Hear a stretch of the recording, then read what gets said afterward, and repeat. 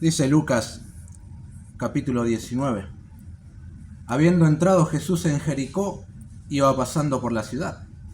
Y sucedió que un varón llamado Zaqueo, que era jefe de los publicanos y rico, procuraba ver quién era Jesús, pero no podía a causa de la multitud, pues era pequeño de estatura. Y corriendo delante subió a un árbol sicómoro para verle, porque había de pasar por allí. Cuando Jesús llegó a aquel lugar, mirando hacia arriba, le vio y le dijo: Zaqueo, date prisa, desciende, porque hoy es necesario que pose yo en tu casa. Entonces él descendió a prisa y le recibió gozoso. Al ver esto, todos murmuraban, diciendo que había entrado a posar con un hombre pecador. Entonces Zaqueo, puesto en pie, dijo al Señor: He aquí, Señor, la mitad de mis bienes doy a los pobres, y si en algo he defraudado a alguno, se lo devuelvo cuadruplicado. Jesús le dijo: Hoy ha venido la salvación a esta casa, por cuanto él también es hijo de Abraham, porque el Hijo del Hombre vino a buscar y a salvar lo que se había perdido. Vamos a orar.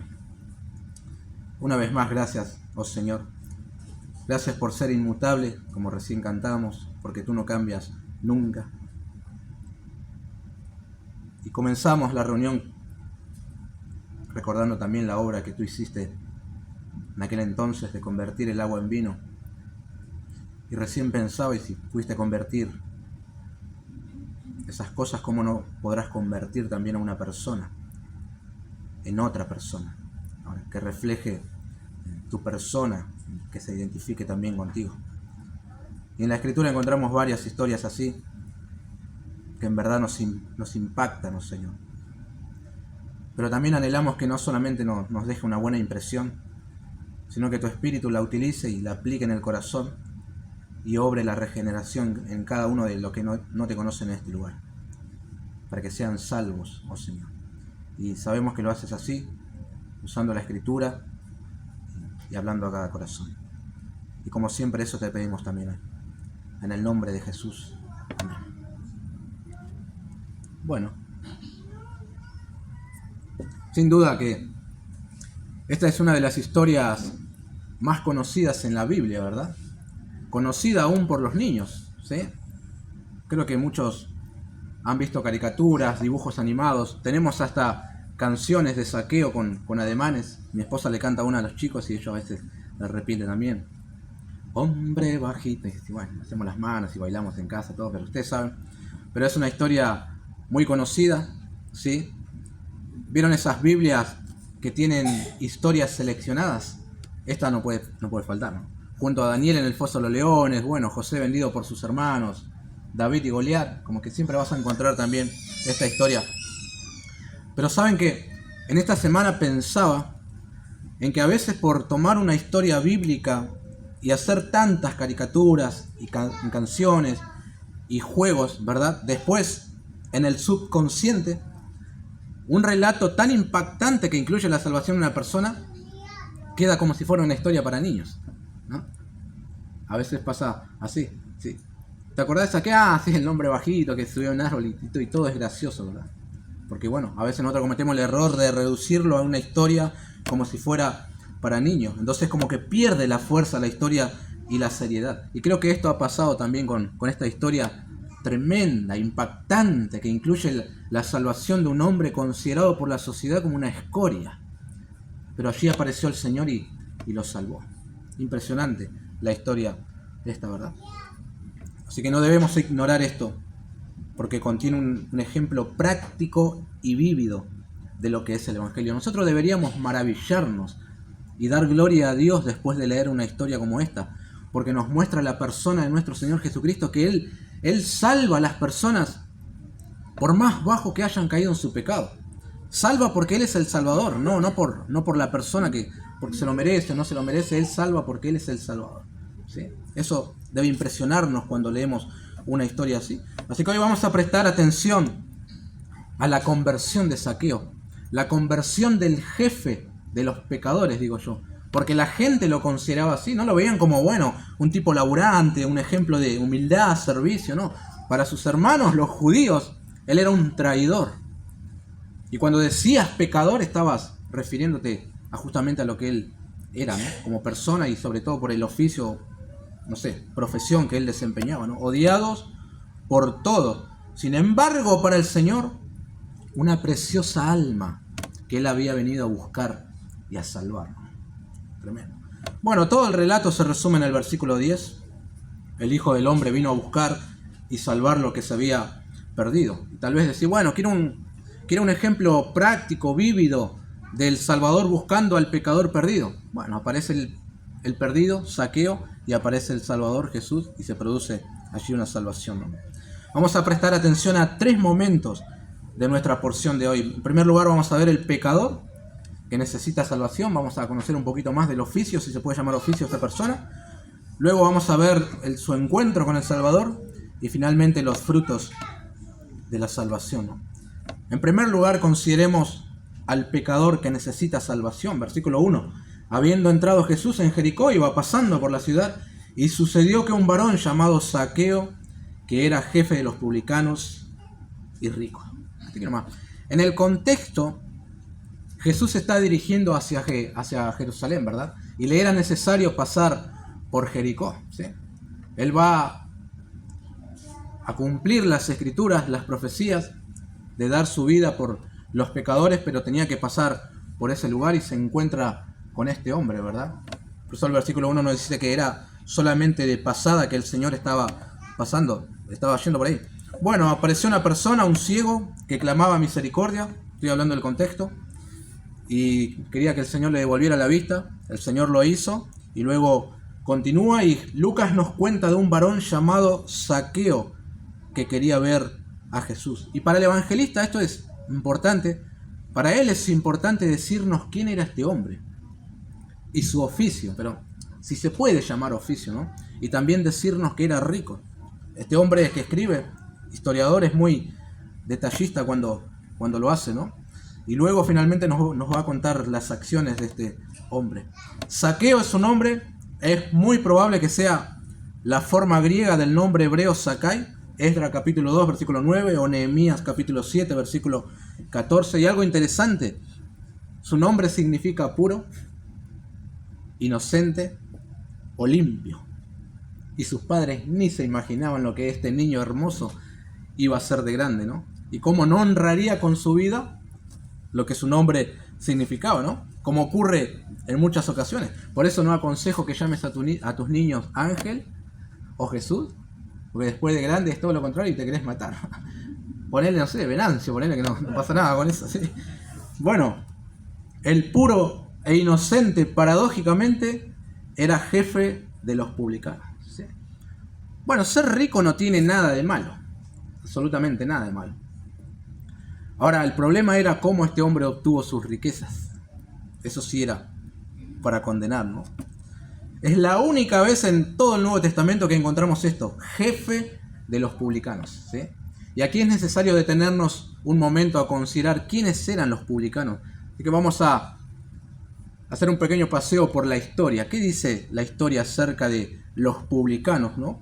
Bueno, ustedes saben, los romanos cobraban altos impuestos por la tierra, los bienes, los alimentos provenientes tanto del comercio como de una herencia. También se cobraban peajes a las personas y te cobraban hasta las ruedas del carruaje que utilizabas. Si tenías 2 o 3, te cobraban hasta por cruzar un puente, ¿sí? Yo por un momento pensé que con tanto impuestos era Argentina y no Jericó, pero sí, en aquel entonces también impuestos por todos lados, y como saben, los agricultores y los pobres eran los que más sufrían bajo este sistema de impuestos, ¿no? Tremendo. Ahora, el asunto es que Roma había ampliado mucho su dominio territorial y no contaba con la burocracia necesaria para gestionar todo eso.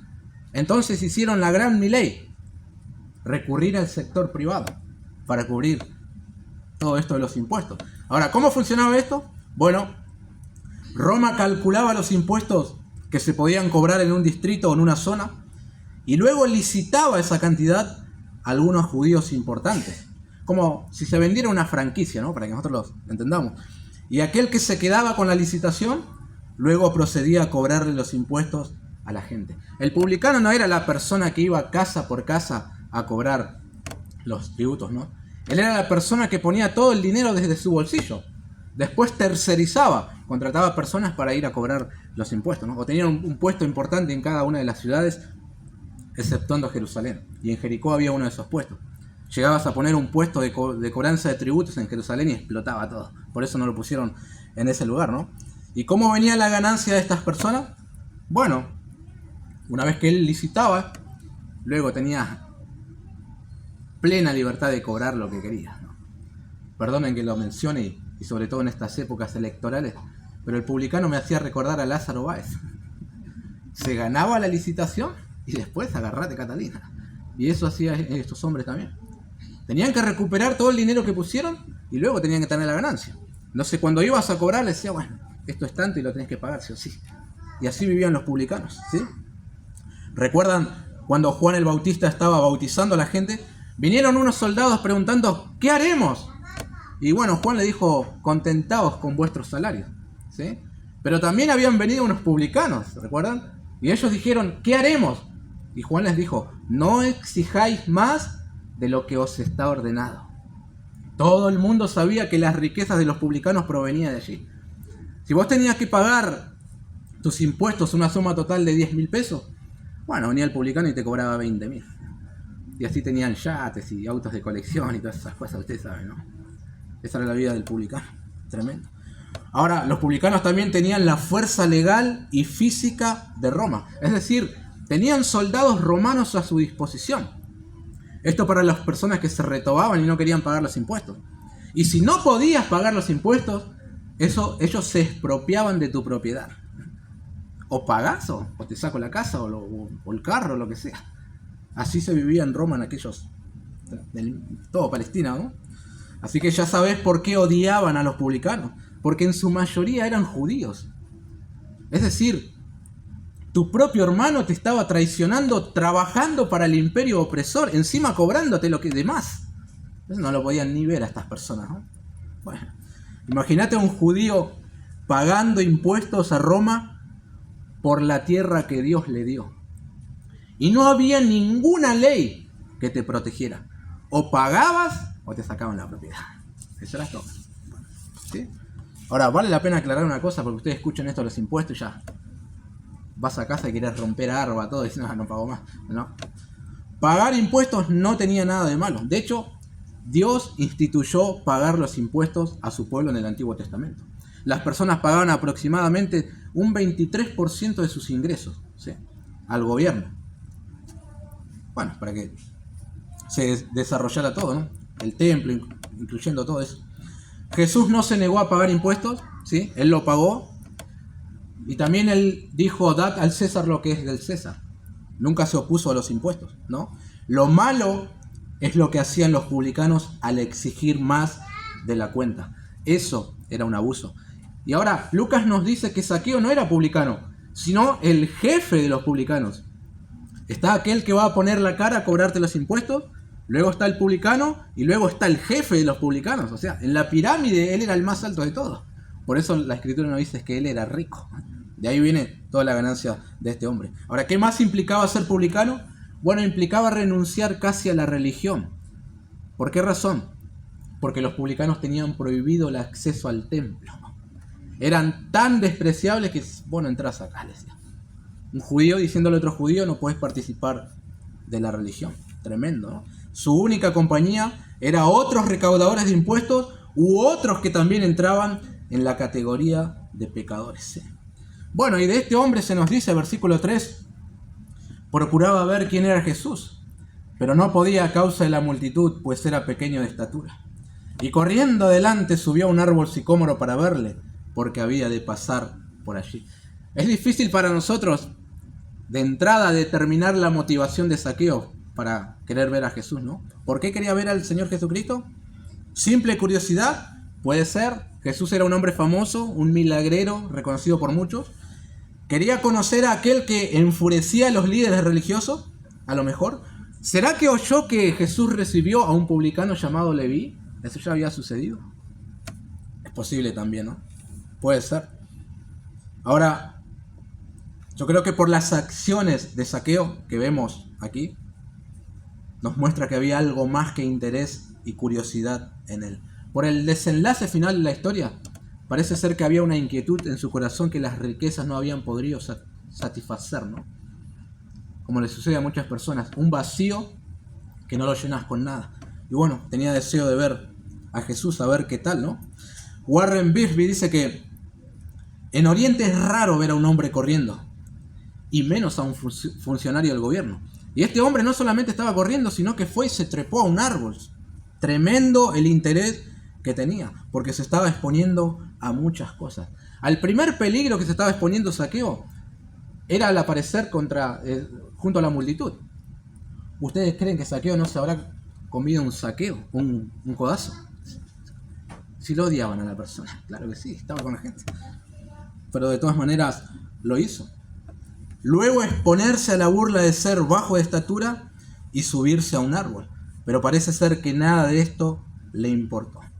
Un dato curioso, estuve leyendo según un informe en la web de la BBC, unos investigadores en base a un cráneo que encontraron, allí determinaron la altura promedio de los judíos de la época de Jesús. Y la altura promedio era 1,60, ¿sí? Y pesaban aproximadamente 50 kilos.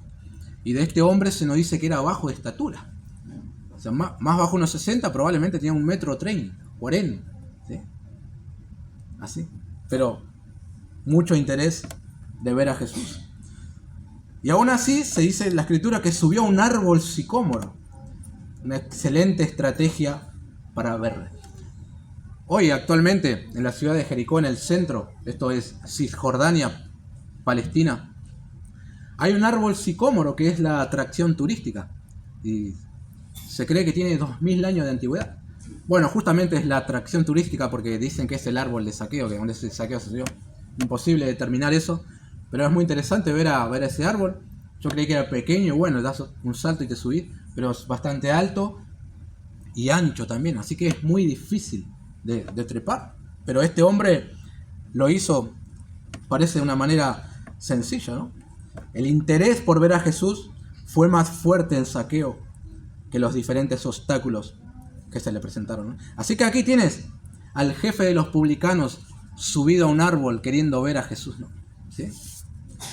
Bueno, en segundo lugar veamos su encuentro con el Salvador, versículo 5. Cuando Jesús llegó a aquel lugar mirando hacia arriba, le vio y le dijo: Zaqueo, date prisa, desciende, porque hoy es necesario que pose yo en tu casa. El versículo 1 nos dio a entender que Jesús estaba de pasada solamente por Jericó, él se dirigía a Jerusalén. Pero aquí vemos que no es un encuentro casual, queridos hermanos, esto es muy importante. En la eternidad ya estaba predeterminado este momento. Jesús se tenía que encontrar con esta persona. Y hay algunas cosas muy interesantes aquí. Primero, Jesús, sin nunca antes haber visto a este hombre, lo llama por su nombre.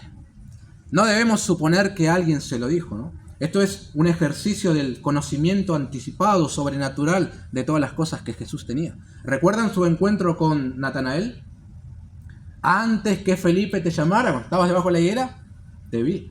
Aquí también, ya había visto a Zaqueo, bueno, estaba arriba del árbol, hasta conocía su nombre y les da dos imperativos: date prisa y desciende. En el primer punto, cuando conocimos mejor a los publicanos, probablemente creías que Zaqueo estaba buscando a Jesús. Y hasta quizás veías cosas destacables en el hombre y honestas en el publicano, ¿no? Pero ahora nos damos cuenta que Jesús estaba buscando a Zaqueo. El hombre por iniciativa propia no puede buscar al Señor. Esa es una verdad que enseña las Escrituras en diferentes porciones. Por naturaleza no puede hacerlo, no quiere hacerlo tampoco. ¿Recuerdan cuando nuestros primeros padres, Adán y Eva, pecaron? ¿Qué hicieron? Se escondieron de Dios. ¿Qué hizo Dios? Fue y lo buscó. Esa es una verdad que encontramos en las Escrituras. Romanos 3 habla lo mismo. No hay quien busque a Dios. El hombre no quiere saber nada con el Señor. El hombre en su estado natural, 1 Corintios 2, no percibe las cosas que son del Espíritu de Dios porque para él son locura. No las puede entender porque se han de discernir espiritualmente. Necesita que otro tome la iniciativa. Y en este caso, como en todos los casos, quien toma la iniciativa es el Señor.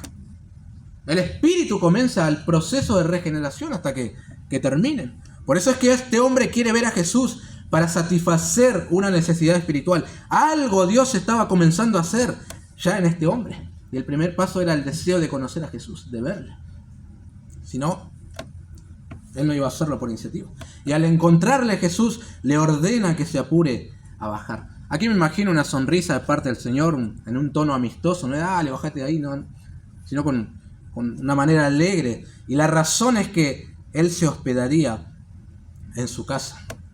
Eso quiere decir es necesario que yo pose en tu casa, ¿no? Bueno, la imagen es muy vívida. Imaginen a Jesús caminando con el gentío apretado y de repente mira hacia arriba y le sonríe y dice: Zaqueo, bajá de ahí, tengo que ir a tu casa. Las cosas que habrá pasado por la mente del publicano. Pero saben que en este momento, a pesar de ser cortas las palabras del Señor Jesucristo, este hombre experimentó la salvación en ese mismo instante con las palabras del Señor Jesús. ¿Sí? ¿Por qué digo esto? Porque no era la voz de un cualquiera que lo llamaba. No era la voz de la religión que te impone cargas pesadas. No era la voz del legalismo. No era la voz de algún gurú. Era la voz del Hijo de Dios, que según Juan 5:25, los que la oyeren vivirán. Esa es la misma voz que escuchó Lázaro cuando estaba en la tumba todo envuelto. Lázaro, ven fuera, y se levantó y caminó. Zaqueo, date prisa, y este desciende. Y ahí estaba experimentando la salvación. Sí, seguro. Yo sé que te puede parecer muy pronto hablar de salvación. Y a lo mejor querés esperar un poco más para afirmarlo. Bueno, ver que Zaqueo se bautice o que, no sé, que vaya a la sinagoga o que algo. Pero no hay razones para dudar. En Lucas capítulo 5, cuando Jesús estaba pasando por el banco de los tributos públicos, justamente vio a otro publicano llamado Leví. Una sola palabra le dijo: sígueme. Eso es todo. Y este hombre se convierte en discípulo del Señor Jesucristo. Es la voz del Hijo de Dios. Nada más. Y aquí también este publicano deja todo, desciende del árbol y tiene su encuentro con el Señor Jesucristo. Otra cosa interesante de este momento: es la primera y única vez que Jesús se autoinvita a la casa de alguien.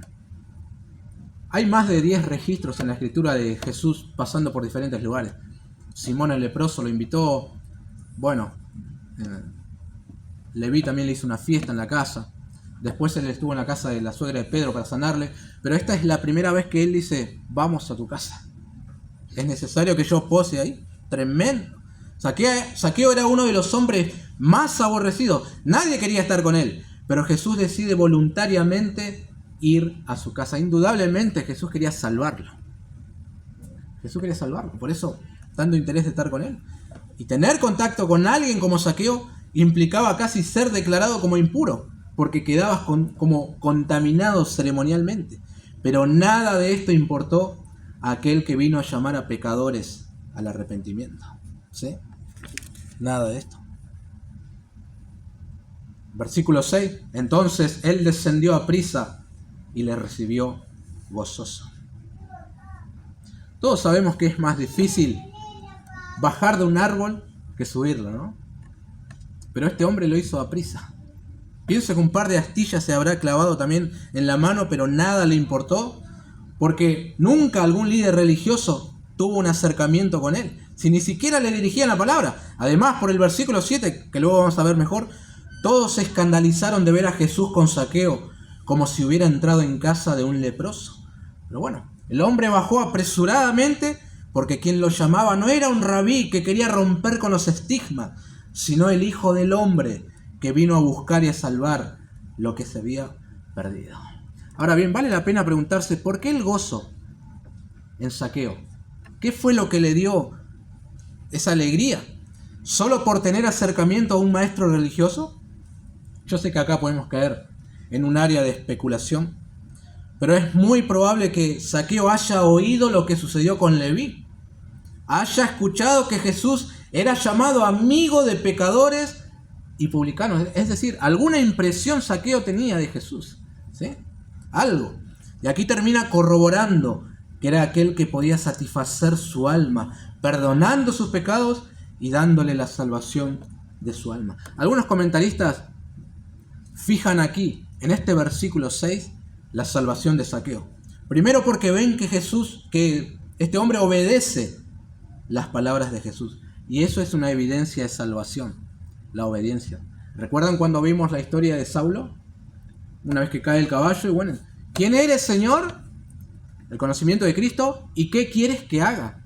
Obediencia. Sí. El jueves también estuvimos viendo algunos pasajes aquí en la reunión de oración acerca de que la obediencia es el resultado de amar a Dios. Sí. Entonces este hombre está obedeciendo las palabras del Señor Jesús. Y segundo, porque el gozo se apoderó de él. ¿No es eso lo que sucede cuando el Hijo del Hombre te busca y te salva? ¿No llena tu vida de gozo? Claro que sí. Si pasaste de muerte a vida, si de la potestad de Satanás pasás a ser hijo de Dios, eso hace que tu corazón se llene de gozo. Y eso puede ser lo que está experimentando este hombre también. Ahora, para muchos resultó escandaloso lo que Jesús estaba haciendo. Versículo 7. Al ver esto, todos murmuraban diciendo que había entrado a posar con un hombre pecador. Uno esperaría un poco de humanidad, que la gente se sumara al gozo de Zaqueo de tener este encuentro transformador con Jesús. Pero no, Lucas dice que todos murmuraban, obviamente utilizando una hipérbole, una exageración. No todos, pero una gran multitud sí se ofendieron por la acción de Jesús. Pueden ser por dos razones la ofensa de las personas. Una, se dice que en Jericó era la ciudad de los sacerdotes y algunos líderes religiosos, y que Jesús haya decidido pasar la noche con este hombre en su casa y no con los sacerdotes, eso haya resultado ofensivo para muchos, ¿no? Y puede ser, ¿sí? Ahora está en la casa de un enemigo, por así decirlo, y eso desilusiona. Pero hay algunas cosas que la gente no entendía, ¿no? Primero, Jesús es el Salvador de todos los hombres sin distinción. No importa que sea publicano, sacerdote, rey o lo que fuere, Jesús es el Salvador de todos. Y lamentablemente esto es lo segundo. Muchos se creen mejores que otros, ¿sí? Que no son tan pecadores como los demás y que en cierta manera merecen más la gracia de Dios que otros. Pero los que piensan así justamente no han entendido lo que significa gracia. Gracia no solamente es el favor de Dios, es el favor de Dios para gente que no lo merece y gente que merece lo contrario. Eso es la gracia de Dios. A veces los creyentes también reaccionamos como la multitud. En última instancia, no somos muy distintos a Jonás. Él se enojó cuando Dios tuvo misericordia a una ciudad pecadora y procedieron al arrepentimiento. Y a veces nos sucede lo mismo también. No estamos exentos de caer en ese orgullo infernal. A veces nos molesta que Dios bendiga a otras personas, que le vaya bien, que prospere, que tenga un ministerio fructífero. Es el orgullo de creer que no se lo merece y que quien lo merece soy yo. Vas a disfrazarlo de cualquier manera, pero es orgullo al fin, sí, porque creemos que somos mejores que otros. Y esta gente religiosa creían que eran mejores que Zaqueo y por eso se molestaron de que Jesús estaba con él. Tremendo, ¿sí? Ahora, tampoco es algo extraño para nosotros que la gente se moleste cuando Jesús viene a nuestras vidas y nos da salvación. La Escritura y la experiencia dicen que esto es así. Es esperable que aún nuestros familiares se molesten con nuestra nueva vida en Cristo. Jesús habló de que Él sería motivo de división en las familias. Claramente lo dijo en Mateo capítulo 10, versículo 34. No penséis que he venido para traer paz a la tierra. No he venido para traer paz, sino espada. Porque he venido para poner en disensión al hombre contra su padre, a la hija contra su madre y a la nuera contra su suegra. Y los enemigos del hombre serán los de su casa. Todo esto porque uno se vuelve seguidor de Jesús. Así que aquí tienes al jefe de los publicanos experimentando la visita del Señor, experimentando la salvación. Así, inmediatamente. Tremendo. Bueno, nos queda en tercer lugar ver el fruto de la salvación de Zaqueo. Si alguien tiene duda de que este hombre se salvó, bueno, si las palabras que él dice no son suficientes, vamos a ver los resultados. Las obras, versículo 8. Entonces Zaqueo, puesto en pie, dijo al Señor: He aquí, Señor, la mitad de mis bienes doy a los pobres. Y si en algo he defraudado a alguno, se lo devuelvo cuadruplicado. Eso es todo. Por el versículo 9, aparentemente en este momento ya se encuentran en la casa de Zaqueo. Ya están ahí dentro. Es decir, ya tuvieron algún diálogo con Jesús del que nosotros no tenemos registro. Pero por las palabras de Zaqueo no deja ninguna duda de que este hombre experimentó una conversión genuina. Y no solo por las palabras, sino por las acciones que está dispuesto a tomar inmediatamente. Ya, en ese momento estaba por hacer algo tremendo.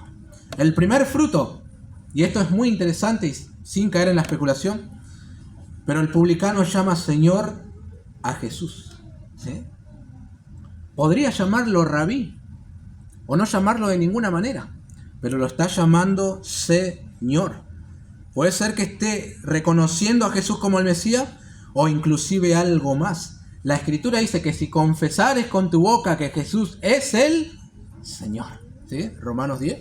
Y también, nadie puede llamar a Jesús Señor, sino por el Espíritu Santo. 1 Corintios 12. Y a esto agregamos que a quien se dirige Zaqueo es al Señor, no a la multitud.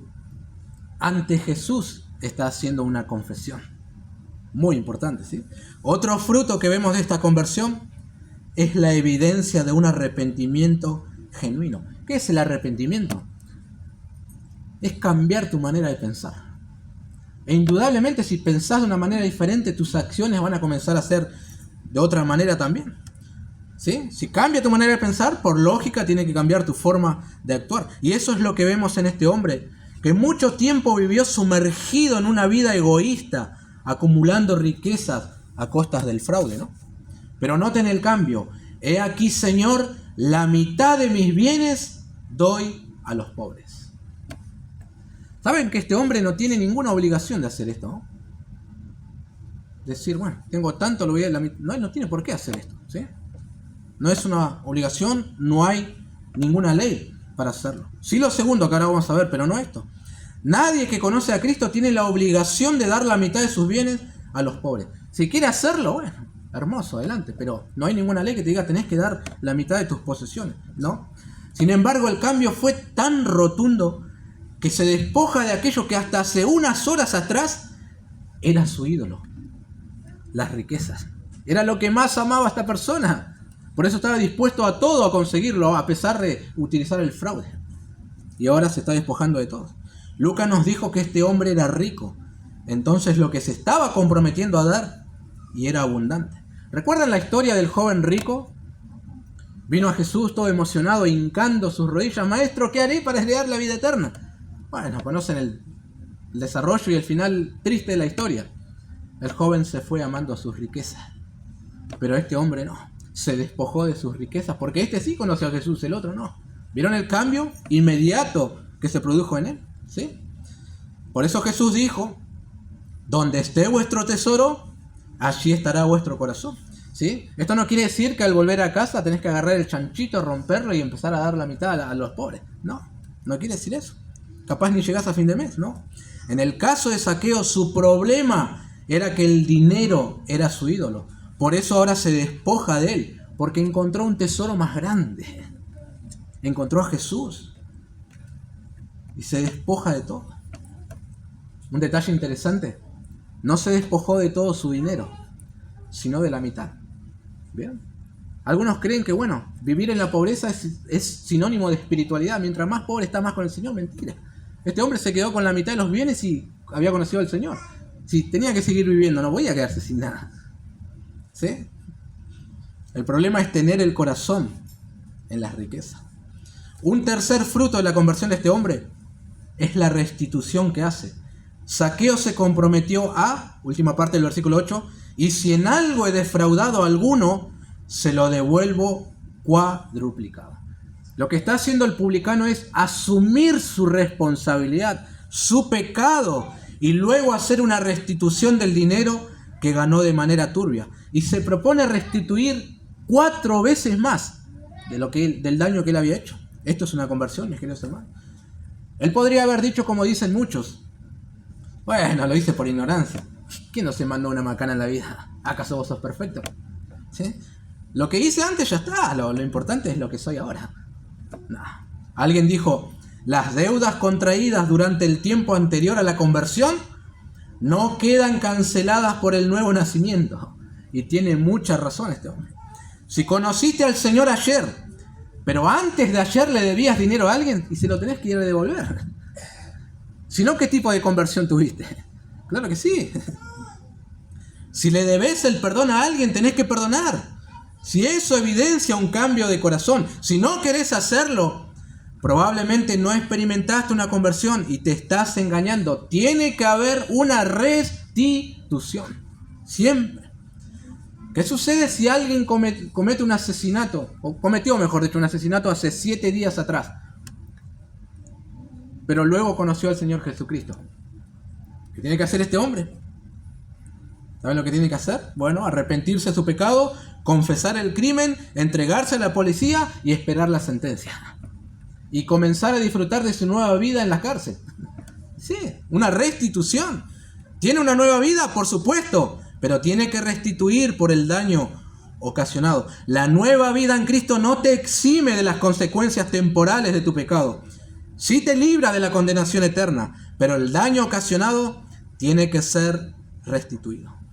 Ahora bien, con respecto a esto de devolver cuadruplicado las cosas, Warren Wiersbe, un comentarista, explica y comenta, dice así: bajo la ley mosaica, si un ladrón confesaba voluntariamente su crimen, tenía que devolver lo robado, añadir una quinta parte y llevar una ofrenda de expiación al Señor. Levítico 6, 1 al 7. Si robaba algo que no podía devolver, tenía que pagarlo cuadruplicado. Éxodo 22, 1. Y si lo encontraban con los bienes, tenía que pagar el doble. Éxodo 22, 4. Zaqueo no buscó evasivas a los términos de la ley. Ofreció pagar el precio más alto porque su corazón realmente había sido cambiado. Fin de la cita. Hermanos queridos, los frutos de la salvación son evidentes. No se pueden esconder. Usted puede gritar a los 4 vientos haber conocido a Jesús, haber tenido tal experiencia, o sentido tal fuego, lo que quiera. Eso no quiere decir nada. El árbol se lo conoce por sus frutos. Si no hay fruto de salvación, entonces no hay salvación. Por eso a mí, le soy sincero, ni me conmueve ya hasta la altura del partido cuando dice fulano hizo una profesión de fe. No sé que fulano entregó su vida a Dios. Bueno, no hace falta decirlo.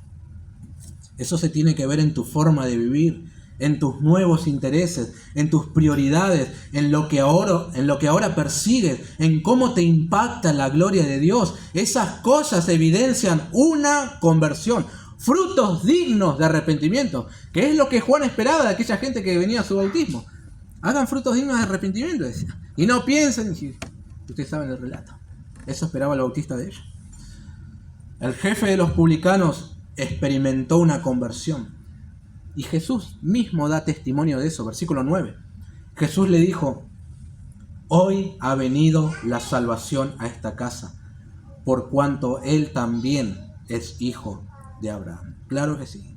Jesús le habla a Zaqueo y a todas las personas que están en esa casa. La salvación personificada estaba en ese lugar. Muchos murmuraron por verle con los pecadores, pero esto es porque ignoraban que el Hijo del Hombre vino a buscar y a salvar lo que se había perdido. Y entre ellos estaba Zaqueo. Y fue salvo en ese mismo momento. El tiempo verbal indica, en su idioma original, estuve leyendo algunos comentaristas, que las acciones que Zaqueo está por realizar es inmediato. No es que esto lo voy a hacer mañana, que voy a devolver cuadruplicado. No, en ese mismo momento él estaba dispuesto a hacerlo. Ya. Un cambio rotundo en su corazón. ¿Qué fue la vida de este hombre luego de su conversión, de su encuentro con Jesús? Y no lo sabe. No aparece más en la Escritura. No hay registro. Algunos dicen que se convirtió en pastor. Esto es la tradición, no la Biblia. No recuerdo de qué ciudad. Leí un comentarista y no tomé nota. Pero no es importante saberlo tampoco para nosotros.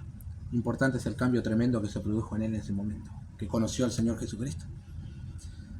Jesús lo buscó y Jesús lo salvó. Y las evidencias eran abrumadoras. Bueno, Permítanme solo 2 observaciones finales.